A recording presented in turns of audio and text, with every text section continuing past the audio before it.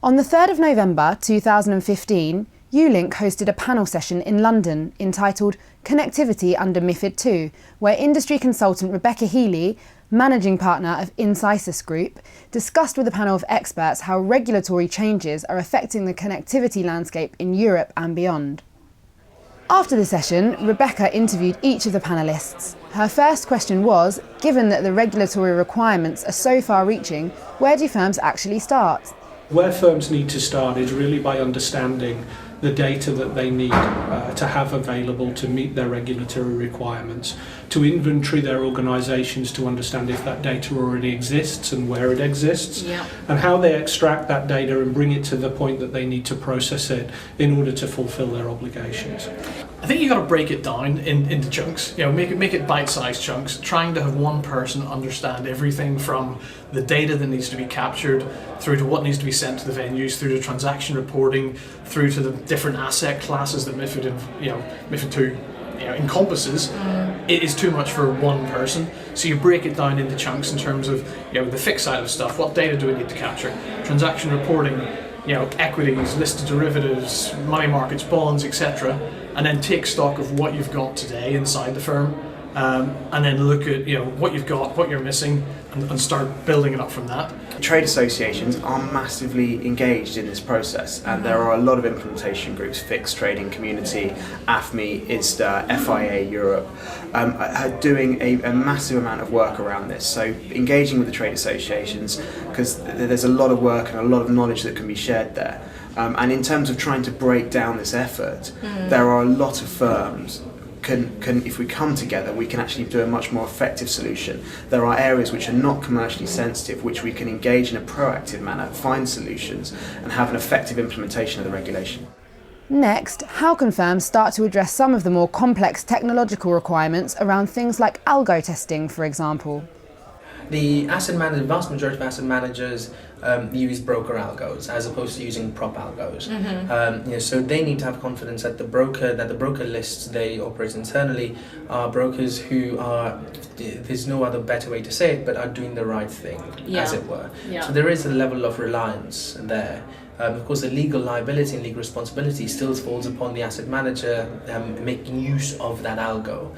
So they would need to be rather comfortable that their brokers are testing algos, are making sure that everything's above board in case anything goes wrong, that there are explanations and justifications that can be provided. I think the key thing is actually having the straight guidance and the standard, which is an open standard where everyone can enable and to understand what they say, for example, algo testing, how I need to attest something, what do I need to put in place.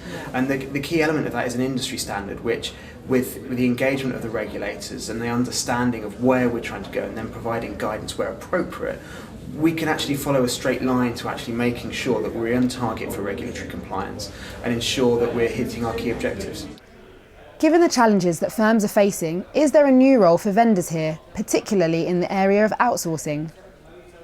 And this tidal wave of regulation is taking its toll on technology teams and on technology budgets, and it's not surprising that we and other vendors are seeing huge interest and upswell of interest in outsourcing and managed services as a result, as clients are looking for their vendors to take on some of the challenge of managing and upgrading their infrastructure for them. Clients who use vendors for either their core order management system or their network connectivity or their market access layers are maybe in a better position than those firms that have written those individually themselves, because you get the scale of the vendors having to make those changes for all of their clients. So there'll be consensus in terms of what the changes are.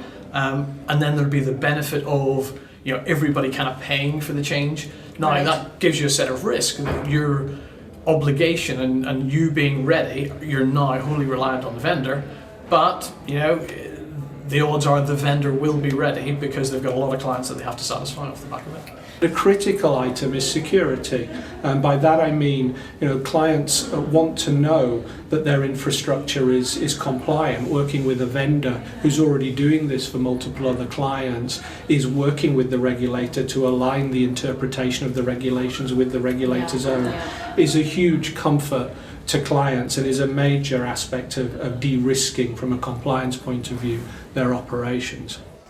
Non-compliance with regulation is no longer an option in the industry, so how can firms ensure that they're complying in the most cost-effective way? The smaller asset managers simply do not have the balance sheets available to them to make those sorts of IT investments in-house. So those are the types of asset managers that we're currently seeing are having discussions with third-party providers and with outsourced service providers for an IT solution or for IT solutions. Yes. As the case may be.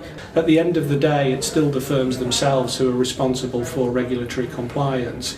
So what this means is there's much more emphasis at the moment from the clients we're talking to on being able to provide tools, reports, information which allow those clients to, on an ongoing basis, to verify that they're compliant with the regulation. One of the ways of doing that is not doing it alone. So if we can have standards where we can leverage fixed trading protocols or leveraging industry standards where we come together for algo testing, that is going to reduce that cost and enable a more effective implementation to what we need to do. But I think if everyone works together, drives these standards, it'll be a very, very good outcome. Ullink recently published a white paper authored by Rebecca Healy entitled Creating Calm After MiFID II, a roadmap for data connectivity, which you can download from Ullink's website. Thanks for watching.